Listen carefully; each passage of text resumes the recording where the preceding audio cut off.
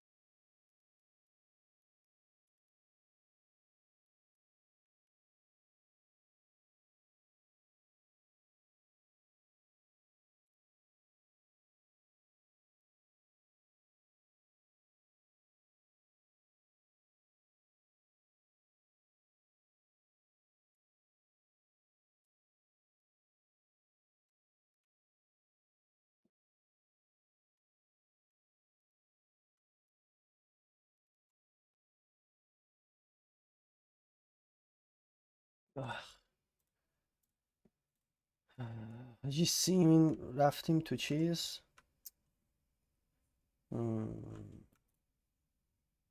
عجب برقا رفت.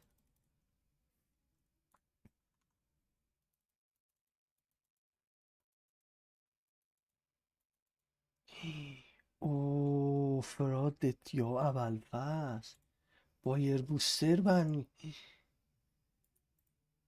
کامپلیت بایر بوسترز اکسپوزد.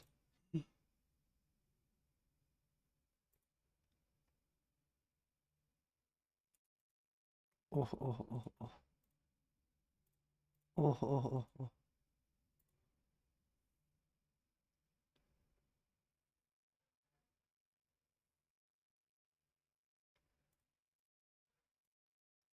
چقدر سم. من اینو آف بزنم یه رفرش بکنم.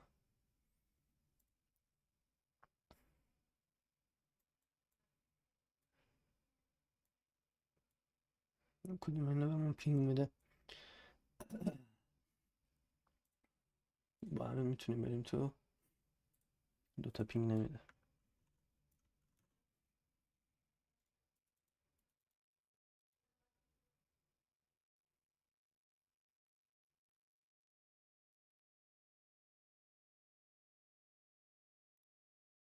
به درد منم نمیخوره این چیه. ببینم حالا کی تایتل خریده کی بوست کرده.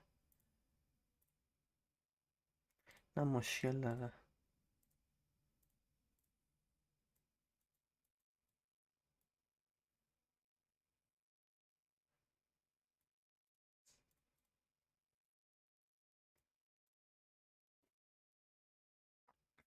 خب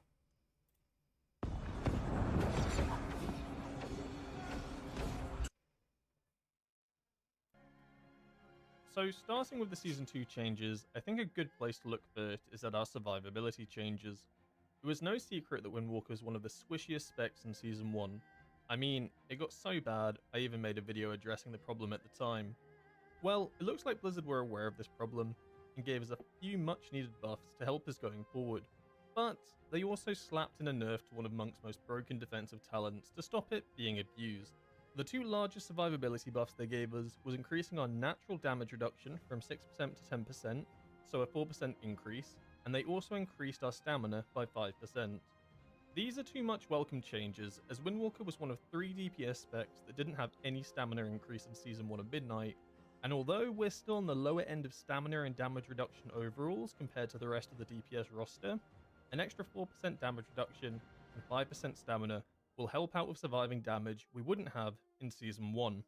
Just before the patch dropped, Blizzard did decide to nerf Dance of the Wind, which is Monk's physical damage passive reduction.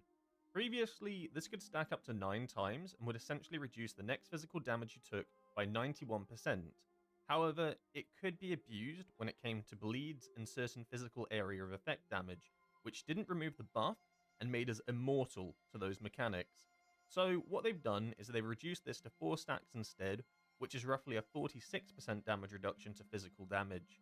This won't be as easily abused now, but will still help with preventative damage, so honestly, this nerf isn't the end of the world. Now, although they didn't buff or add any more defenses to the spec, the stamina increase is an indirect buff to both Touch of Karma and Fortifying Brew, as these defensives both scale off of health. Unfortunately, I do think that these needed somewhat of a buff or change, and not getting one does kinda suck. Now, when it comes to self-healing, Windwalker did appear to receive a 25% buff to Vivify and Expel Harm. However, this season, Blizzard actually increased character max health by 25%. So this buff, if we can call it that, is really more of an adjustment to match our increased health pool. We did actually receive some self-healing buffs though, and they came in the form of the Touch of Death healing talent, which went from 50 to 60%, Vigorous Expulsion, which went from 5% to 6%, and Silent Sanctuary, which they've made scale with healing amps, which means it got roughly a 1 to 2% healing increase. Overall, I think we could have received some more impactful self-healing buffs, but something is better than nothing, I guess? Right, now let's discuss the AoE burst nerfs. It's no secret that after 12.0.5 and the addition of Zenith Stomp, Windwalker was one of the strongest on-demand AoE burst specs in the game. Well, Blizzard have decided that this was a little bit too intense, and as a result have nerfed Zenith Stomp damage by 30%, and the Weapon of the Wind talent, which is our damage increase during Zenith, from 10% to 5%. As well as this, they also nerfed our tier 2/3 Apex talent, which buffed our ability critical strike damage from 10 and 20% to 5 and 10%. Now, these are relatively significant changes, as this means Apex talent related on-demand burst is going to be weaker, and Zenith Stomp is also going to do a bunch less damage. Right, so now it's time to go over how you want to be gearing your monk in Season 2. As always, I'm going to cover every important gearing choice you can make, including stats, tier sets, the Omnium Folio, bonus rolls, weapons, crafting, trinkets, enchants, and consumables. However, to start this section off as always, I'm shooting out a disclaimer that it is always more valuable to sim yourself upgrades than to blindly follow a BIS list.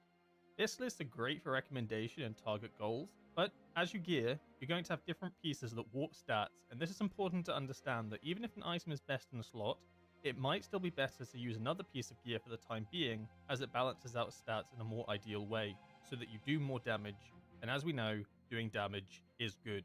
Right, stats. Windwalker's in a really decent state right now when it comes to stats, where Haste, Mastery, and Crit are actually all super valuable, and should be roughly in the same ballpark if possible, with Versatility still being the worst stat, and you ideally want as little of this as possible. Now, if you played in Season 1, you'll be familiar with the Reckless. Moving on to the tier set, and this is kind of crazy and follows on from the Season 2 changes section highlighting why Spinning Crane Kick is so strong right now. The tier set is the same for both hero talents and is the following. The 2 set allows Fist of Fury to strike an additional time at the start of its channel at 50% effectiveness. The 4 set makes Fist of Fury's damage increase the damage of your next Rising Sun Kick by 10% or Spinning Crane Kick by 20% each time it strikes, stacking up to 6 times. So let me get your heads around how this works. Fist of Fury damage works off a tick style system, where baseline it will do 5 ticks of damage throughout the channel. However, with the new 2 set, it will do an additional tick of damage at the start, giving it overall 6 ticks of damage. This is a very good 2 set, as the extra tick happens at the exact same time as the baseline tick would, making Fist's channel length the exact same, and it also triggers momentum boost, which makes consecutive ticks in the channel do more damage. Okay, so now we know that Fist does 6 ticks of damage, let's have a look at the 4 set. The stacking up to 6 times is the key part here. This isn't 6 individual Fist of Fury casts, this is referring to each tick of damage. So, if you channel a full Fist of Fury, your next Rising Sun Kick will deal 60% more damage, or your next Spinning Crane Kick will deal 120% more damage. With the additional buffs the Spinning Crane Kick mentioned in the changes section, hopefully it's now becoming a bit clearer why Spinning Crane Kick is hitting so hard now, especially when playing Conduit, which fires off a lot more Fist of Fury casts. In AoE situations, you'll almost always want to fire off a Spinning Crane Kick after channeling Fist of Fury. However, in single target, this differs a little bit, but we'll go through that later on. So, the numbers, Mason, what do they tell us? Well, they are juicy this tier. For Shadowpan, the single target 2-piece is a 3.7% damage increase, and the 4-piece is a 5.9% increase, for a total of 9.6%. The Shadowpan AoE, the 2 set is a 3.9% increase, and the 4-piece is an 11.1% increase, for a total of 15% overall. So, Shadowpan's already looking pretty good when you finally get your tier set. However, this is the hero talent that gains the least. Conduit, on the other hand, and یا Single اول talent gains فصل 3.9% from the 2 set and آیو 6.4% from the 28 4 set درصد for a total of 9.6%. In AoE, the 2-piece is a 5% damage increase and the 4-piece is a whopping 23% for a total of 28% damage increase. In comparison to the awful tier set from Season 1, getting 4 set is going to be one of Windwalker's largest damage increases and has rotational implications we'll look at in a bit. So, what tier set pieces do you want? Well, interestingly enough, Blizzard has changed how catalyzing works this tier, where catalyzing now keeps the stats of the item catalyzed rather than overwriting them with the original tier set numbers. So realistically, you'll have to sim to work out what gear is best to catalyze, but it's likely going to be haste and mastery gear being priority. However, looking at the tier set baseline stats, the head, chest and shoulders are all really good. Unfortunately, the hands and legs have versatility on them, so I would recommend, if possible, catalyzing either of these with better stats to complete your 4 set. Moving on to the Omnium Folio, it's worth mentioning this here as it's going to be around all season. Fortunately, the build for this is actually quite simple and only requires one real change.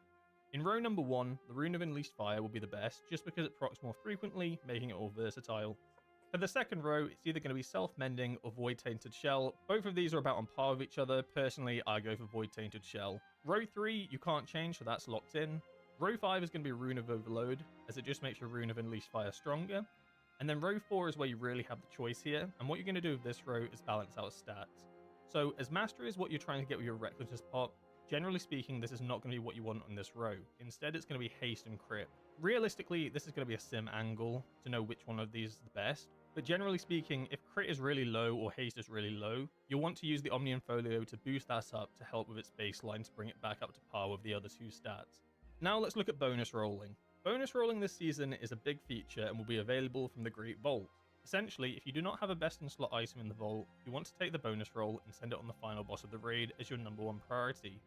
However, to be honest, you might not even want to take a best in slot piece of loot from the vault, instead just taking the bonus roll instead.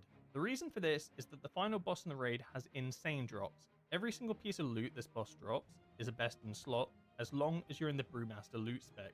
By doing this, you're able to remove all the dud pieces you don't want.